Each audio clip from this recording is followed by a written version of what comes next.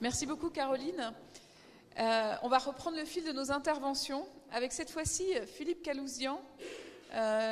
Lui, c'est encore un autre sujet puisqu'il était au départ ingénieur nucléaire et il a cofondé, il dirige le cabinet de conseil IS Lean, où il va nous en dire plus, et il travaille notamment sur le sujet France Connect. Merci. Oui, effectivement. Donc, nous, notre métier, c'est de bâtir un monde meilleur avec les technologies et notamment les technologies numériques. En 2013, on avait un marché avec la DISIC, la DSI de l'État, qui était toute neuve à l'époque. Et le responsable de la DISIC nous avait demandé de bâtir un système d'identité numérique. Alors, le ministère de l'Intérieur, qui est a priori le ministère le plus à même de faire ce genre de choses, avait un projet qu'il avait planté. Et ça avait été extrêmement douloureux dans le cercle de l'État. Et là, donc, le SGMAP, qui était la partie métier en face de la DISIC, demandait à la DISIC de bâtir un prototype.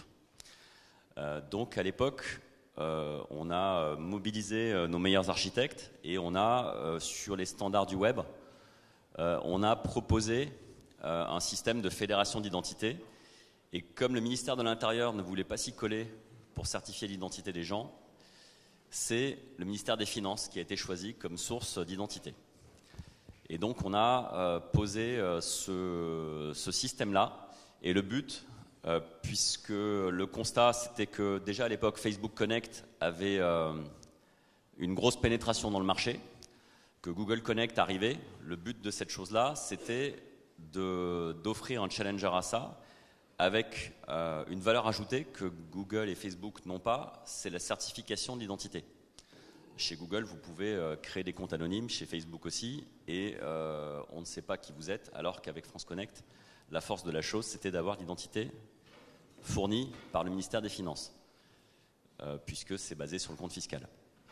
Donc on a posé ce prototype qui a bien marché.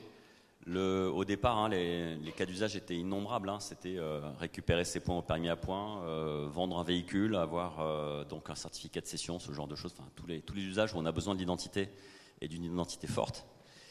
Et donc on a posé ce prototype qui a plu à la fois à la DISIC et au SGMAP. Et ensuite, la DISIC a passé à un autre marché avec une autre société et le prototype a été industrialisé avec une autre société. Ce qui est intéressant dans cette expérience, c'est que donc au-delà nous de faire ce type de projet, on est aussi investisseur dans des sociétés du numérique. On en connaît beaucoup. Et j'avais eu l'occasion de rencontrer une société qui fait des choses très comparables à l'identité numérique, qui s'appelle Dashlane, que certains d'entre vous doivent connaître aussi. Dashlane, c'est un coffre-fort de mots de passe. Donc, qui stocke toutes vos identités dans tous les systèmes où vous voulez vous connecter, donc vos logins, vos mots de passe. Moi, personnellement, j'utilise le concurrent américain qui est LastPass, qui existait avant et que mes techniciens à moi m'avaient recommandé, puisqu'ils en avaient audité le code. Le code est ouvert, donc vous pouvez aller voir le code et savoir que ces systèmes sont réellement zéro knowledge, ce qui veut dire que si vous perdez votre mot de passe, personne, même pas les administrateurs du système, ne peuvent le lire.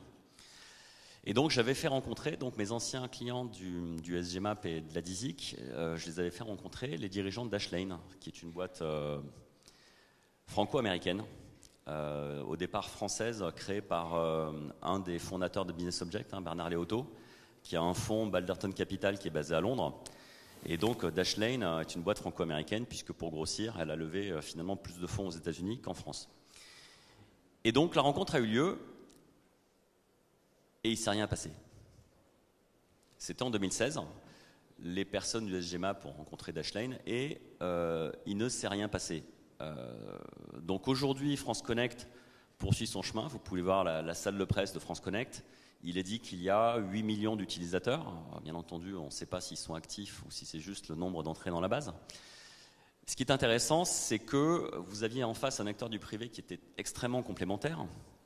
Alors certes, qui n'était plus à majorité française, puisqu'il n'avait pas réussi à trouver du capital en France, donc il est allé le chercher là où il était. Mais ce qui est l'enseignement intéressant, c'est que vous avez une sphère publique qui se dit qu'elle peut offrir des services a priori marchand. Alors fournir l'identité, attester l'identité, ça je reconnais que c'est quelque chose qui est plutôt régalien. Mais ensuite, faire du marketing, faire de la technologie et opérer un système à haute disponibilité pour se connecter partout, si je regarde ce que font les Américains, je pense que c'est une bonne chose que de l'acheter à la sphère privée. Parce que si on n'a pas de capital, si on a des marchés, finalement, c'est aussi bien. Parce que ce que cherchent les startups, c'est aussi du chiffre d'affaires. Et parfois, on peut autofinancer une croissance sans lever des masses de capital. Et malheureusement, en France, aujourd'hui, même si on parlait tout à l'heure de marché public, moi, le constat que je fais aujourd'hui, c'est qu'une startup, elle ne reçoit pas de marché parce que c'est trop compliqué de répondre à des marchés publics. Et donc, c'est plutôt des grands groupes comme Dassault, Orange, etc., qui sont très bien, mais les fonds publics ne vont pas aux startups. Il y a quelques années, j'avais été à un événement chez Google à l'Opéra, et j'avais discuté avec la personne qui était en charge de Google Earth, et je lui avais dit, mais Google Earth, si je veux me mettre dans ma boîte, il faut que je passe sur les serveurs de Google. Et elle m'avait dit, ah non, c'est la seule exception chez nous. Google Earth, on peut l'installer chez vous, et pour une raison simple, c'est qu'en fait, la deuxième instance de Google Earth, on l'a fait pour le Pentagone. Donc c'est le Pentagone qui nous a payé le développement de Google Earth. Et donc bien sûr, le Pentagone nous a demandé de le faire chez eux. Et donc ça fait partie des systèmes qu'on est capable d'installer sur les data centers qui ne sont pas les nôtres. Donc les Américains financent Lockheed Martin, Boeing, Google, etc.